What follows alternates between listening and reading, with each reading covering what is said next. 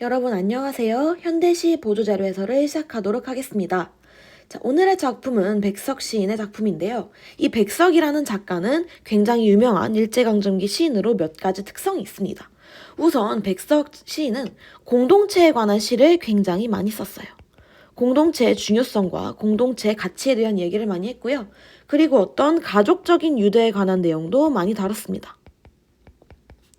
뿐만 아니라 자신의 유년기의 체험에 대한 시도 많이 써갔고 자신이 살고 있던 어린 시절에 어떠한 흐름이 있었는지 그리고 당시 민중들의 삶을 위협하는 현실이 어땠는지를 많이 보여주는 시를 썼는데요. 여기 나오는 여승이라는 작품도 그러한 기조가 있는 시 중에 하나입니다. 자, 먼저 이 시를 알기 위해서 한번 읽어보고 해설을 시작하도록 할게요. 여승은 합장하고 절을 했다. 가지취의 내음새가 났다. 쓸쓸한 낯이 옛날같이 늙었다. 나는 불경처럼 서러워졌다. 평안도의 어니 산 깊은 금던판, 나는 파리한 여인에게서 옥수수를 샀다. 여인은 나어린 딸아이를 따리며 달밤같이 차게 울었다. 섣벌같이 나아간 지아비 기다려 10년이 갔다. 지아비는 돌아오지 않고 어린 딸은 도라지꽃이 좋아 돌무덤으로 갔다. 산꿩도 설겨울은 슬픈 날이 있었다. 산절의 마당귀에 여인의 머리오리가 눈물방울과 같이 떨어진 날이 있었다. 자, 우선 이 시를 읽어본 여러분 어떤 시적 느낌이 느껴지나요? 저는 이 시를 읽었을 때 굉장히 서글프고 이 여인에 대해 안타까운 마음이 들었어요. 이건 백석이라는 작가가 의도한 내용이겠죠? 어떤 내용이냐면은 이 시는 한 여승이, 여기서 나오는 여승은 여자 스님을 여승이라고 해요. 한 여승의 비극적인 삶을 통해서 일제의 식민지 수탈 때문에 파괴된 가족 공동체의 모습을 드러내는 작품입니다. 어디를 보면 알 수 있냐면요. 마지막 부분에 여기 섣벌같이 나아간 지아비는 기다리고 지아비는 돌아오지 않고 어린 딸은 무덤으로 갔다는 내용에서 남편도 잃고 어린 딸마저 잃고 결국에는 스님이 되어버린 한 여인의 기구한 인생을 이야기하고 있어요. 자, 그런데 이러한 기구한 인생을 이야기할 때 굉장히 길게 풀어서 시를 쓴 게 아니라 12행밖에 안 돼요. 12줄밖에 안 되는 짧은 구성으로 지금 시를 썼는데요. 자, 이렇게 백석 시는 아까 말했다시피 가족 공동체에 관한 이야기를 많이 했다고 했는데 이 시는 예외적으로 그러한 가족 공동체를 철저하게 파괴해버린 식민지 현실에 대해서 다루고 있습니다. 자, 이러한 해체는 단순히 이렇게 시간이 지나서 가족이 이렇게 와해됐다 이런 게 아니라 인위적인 힘, 그러니까 결국에는 일제의 식민지 지배, 이 식민지 지배 하에서 일어난 제비라 썼네요. 식민지 지배 하에서 일어난 비극적인 내용을 다루고 있는 거죠. 자, 그러므로 이렇게 남편을 잃은 이 여인이나 끝끝내는 자식마저 잃어버린 모습은 이러한 역사, 식민지 지배 역사 가운데서 희생당한 민중들의 전형적인 모습이라고 볼 수 있겠네요. 자, 그러한 모습을 바탕으로 이 시를 보면은 이 시의 구조를 먼저 볼게요. 먼저 이 시는 순서대로 시간의 흐름에 따라서 이야기한 게 아니라 역순행적 구성 방법으로 시상을 전개하고 있어요. 역순행적 구성 방법이란 시간의 흐름을 있는 그대로 서술하지 않고 미래를 먼저 얘기하거나 그 다음에 과거를 얘기한 다음에 현재를 얘기함으로써 시의 흐름 구성이 좀 뒤섞여 있는 걸 역순행적 구성이라고 해요. 보면은 여기 1년을 볼게요. 여승은 합장하고 절을 했고 내가 그런 여인의 모습을 보고 서러워져 했다고 말을 하고 있어요. 자, 여기서 1년의 내용은 여승의 현재 모습을 보여주고 있어요. 여승의 현재 모습을 보여주고 있고, 자, 그런데 2연부터 4연까지는 여승이 겪은 일을 보여주고 있지 여승이 된 다음에 있는 일을 보여주고 있지는 않잖아요. 그래서 1년은 여승의 현재 모습, 2연부터 4연까지는 그녀가 여승이 되기까지 그런 모습을 보여주고 있다고 할 수 있습니다. 어디 부분을 보면 알고 있냐면요. 여기 볼게요. 나는 평안도의 어느 산 깊은 금던판이라 그랬는데 여기서 금던판은 여러분 금광입니다. 금광. 금광에서 파리한 여인이 옥수수를 팔았는데 여기서 파리한 여인이 아이를 때리면서 울었다 그랬어요. 그럼 여기서 여인은 누굴까요? 당연히 이 여인은 위에 나온 여승이 되겠죠? 아, 그래서 지금 여승이 되기 전의 모습을 보여주고 있구나. 나는 여승을 이미 한 번 전에 만났는데 다시 만났더니 스님이 되어 있었구나. 이렇게 보여주고 있는 거예요. 자, 그런데 이렇게 너무 이 여생은 자기 인생이 너무 힘들어. 남편도 잃고 딸아이도 잃고 살아갈 이유가 없어. 그래서 스님이 된 건데 스님이 돼도 지금 뭔가 현실적인 고뇌에서 벗어나지 못하고 있죠. 어딜 보면 알 수 있냐면요. 마지막 부분을 볼게요. 화자인 나의 눈에 비친 여승의 모습이 산꿩도 설계 울은 슬픈 날이 있었다라고 하고 있죠. 산꿩이 울었대요. 자, 실제로 산꿩이 울었다라고 그대로 말의 의미로 보기보다는 이 산꿩이 운 것처럼 여인도 울었다. 감정이입의 대상으로 보는 게 훨씬 적절하겠죠? 이렇게 설계 우는 산꿩이나 여인의 머리오라기가 눈물방울 같이 떨어졌다. 야, 스님 되려면 머리를 밀어야 되는데 그 머리카락이 눈물처럼 떨어졌다며요. 아, 그러면은 아직 현실적 고뇌를 극복하지 못한 여승의 내면의 모습을 보여주고 있다. 이렇게 봐야 되겠죠? 자, 그러면은 전체적인 구조를 봤으니까 지금부터는 한 줄 한 줄 읽으면서 각 줄이 어떤 내용을 담고 있는지를 볼게요. 자, 여승은 합장하고 절을 했다. 당연히 여승은 시적 대상이 될 거예요. 애초에 제목도 여승이잖아요. 아, 여승에 대해서 시를 쓰고 있구나. 가쥐치의 느음새가 났다라고 말을 했는데 여기서 가쥐치는 산나물이에요.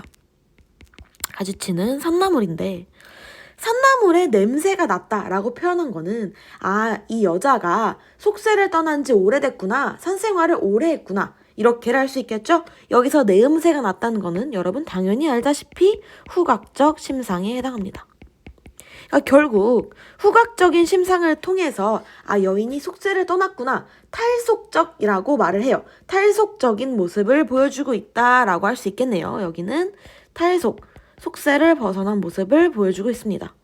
그런데 쓸쓸한 낯이 옛날같이 늙었다라고 했는데요. 자, 여기서 옛날같이 늙었다를 통해서 알 수 있는 게 뭘까요? 바로 화자가 아, 이미 전에 여자를 만난 적이 있구나. 왜냐면은 2연부터 4연까지 옛날에 어땠는지를 보여주고 있잖아요. 아, 그래서 2연부터 4연을 여기 미리 스포를 하고 있구나. 압축적으로 과거의 삶을 제시하고 있구나 라고 이야기해 줄게요. 압축적으로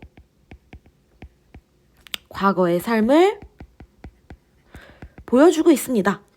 자, 그 다음에 나는 불경처럼 서러워졌다 라고 되어 있는데 자, 불경은 여러분 어떤 종교죠? 당연히 불교죠.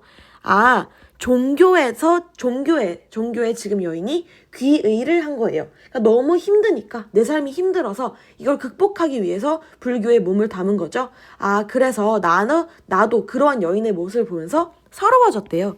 내가 서러워진 거잖아. 여승이 서러운 게 아니라 내가 여승의 모습을 보고 서러워졌다. 그럼 나는 지금 여승한테 뭘 느끼고 있어요? 연민의 감정을 느끼고 있습니다. 아, 너무 불쌍하다. 자, 그럼 왜 불쌍한지 2연부터 나온 내용을 볼게요. 평안도에 어느 산 깊은 금전판, 금광인데 평안도면은 공간적 배경이죠? 공간적 배경을 제시하고 있구나. 야, 여러분 보면은 공간적 배경.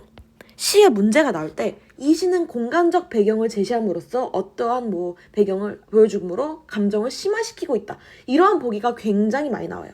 그러면은 여러분이 확인할 거는 심화시키고 있다는 거에 집중하기보다는 공간적 배경을 제시했는지부터 확인을 해야겠죠? 자, 그런데 이렇게 호로록 읽다 보면은 공간적 배경, 시간적 흐름을 놓치는 경우가 굉장히 많아요. 그러니까 문제를 보고 항상 시를 확인을 해봐야겠죠? 자, 평안도 공간적 배경을 제시하고 평안도의 어느 산 깊은 금광, 일터죠. 이곳은 사람들이 많이 일하는 일터예요. 그러한 일터에서 나는 파리한 여인, 파리하다는 건 핏기가 없다는 거거든요. 핏기가 없다, 피곤하다. 이 여자가 피곤하다. 나는 피곤해 보이는 여자한테서 옥수수를 샀대요. 이 여인은 아까 말했다시피 당연히 여승의 과거의 모습이겠죠? 아, 그러니까 불교로 귀의하기 전에, 출가하기 전까지의 여승의 모습일 거예요. 여인은 나 어린 딸아이를 때리며, 그러니까 나 어린은 뭐냐면 여러분, 나이가 어린이에요. 나이가 어린. 여인이 나이가 어린 딸아이를 때리면서 가을밤같이 차게 울었대요. 지금 보면은 나이가 어린 딸아이면은 애기인데 애기를 때리면서 울지 말라고 때렸다는 너무 슬프잖아요, 여러분. 그치? 아, 얼마나 여인이 힘겨운 삶을 살았는지를 보여주는 단적인 문장이죠. 자, 그런데 여기서 가을밤같이 차게 울었다라고 되어 있네요. 자, 가을밤같이 차게. 차게는 뭐죠? 촉각이죠. 울었다는 뭐예요? 울었다? 시각적 심상이죠. 아, 울었다를 차다는 표현을 통해 이야기를 했네요. 자, 이런 걸 뭐라 부르더라? 공감각적 심상이라 부릅니다. 공감각적 심상. 자, 그런데 공감각적 심상이라고 끝날 게 아니라 그때 항상 얘기했죠? 뭐의 무슨 화인지를 알아야 돼요. 여기서 중요한 건 뭐죠? 얘기하고 싶은 거는 울었다는 거죠? 운 게 메인이니까 청각이 메인이니까 청각의 차게 촉각화가 될 거예요. 얘는 청각의 촉각화를 사용했다. 그래서 공감각적 심상이다. 이렇게 볼 수 있으면 될 것 같아요. 자, 그 다음에 섭벌같이 나아간 지압이라 그랬는데 여기 섭벌은 그냥 일벌이라고 보면 돼요. 일벌. 일하는 벌같이 나아간 지압이를 기다려 10년이 갔다. 엄청 오래됐대요. 일하러 갔는데 남편이 지압이는 돌아오지 않고 어린 딸은 도라지 꽃이 좋아서 돌무덤으로 갔대요. 여기서 어린 딸이 뭐 했다? 죽었다. 어린 딸이 무덤으로 갔다 죽었다는 거죠. 아이고, 원래도 외로웠는데 딸아이의 죽음으로 인해서 남편이 없어서 외로웠는데 더 외로워진 거죠. 여인의 비극이 점점 더 심화된 부분이에요. 여인의 비극이 심화된 부분입니다. 자, 그런데 이러한 슬픈 상황을 막 구구절절하게 감정을 늘어놓으면서 표현하는 게 아니라 굉장히 절제시켜서 표현하고 있죠. 왜냐면 상황만 전달하고 있잖아요. 여인이 아이를 잃어서 너무 슬퍼갖고 맨날 울어갖고 아무것도 못하고 이런 얘기를 하는 게 아니라 어린 딸은 도라지꽃이 좋아 돌무덤으로 갔다. 이렇게 해서 마무리가 됐잖아요. 굉장히 절제된 표현을 사용하고 있구나. 과거의 모습을 절제된 표현을 통해서 형상화하고 있다. 이렇게 말을 하면 될 것 같아요. 자, 그리고 산꿩도 설게 오른 슬픈 날이 있었다라고 했는데 아까 전에 말을 했죠? 산꿩이 혼자 운 게 아니라 사실 운 건 누구예요? 여승이잖아. 이 여자잖아. 산꿩은 감정이입의 대상이 될 거예요.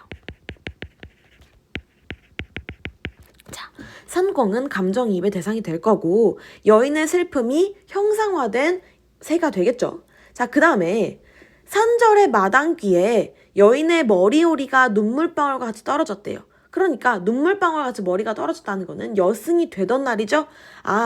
스님이 되던 날. 그러니까 여인의 한이 어떻게 머리오리가 눈물방울처럼 떨어졌다는 표현을 통해서 한이 지금 정말 바닥에 떨어진 것처럼 보여주고 있어요. 자, 이거 지난번에 말했던 거 뭐죠? 눈에 보이지 않는 걸 눈에 보이는 것처럼 표현했다. 추상적 관념의 구체화라고 말을 했죠? 여러분, 추상적 관념의 구체화 굉장히 많이 나오니까 꼭 기억해 주셔야 돼요. 수업 시간에 배웠던 내용들은 수업 들을 때 항상 필기를 꼼꼼히 하고 복습을 꼭 해주셔야 됩니다. 현대시는 습관이야. 현대시는 문제 몇 개 띡 풀고 뭐 몇 개 시작품 공부한다고 되는 게 아니야. 우리가 모의고사에서 볼 시작품은 난생 처음 보는 작품일 확률이 굉장히 커요.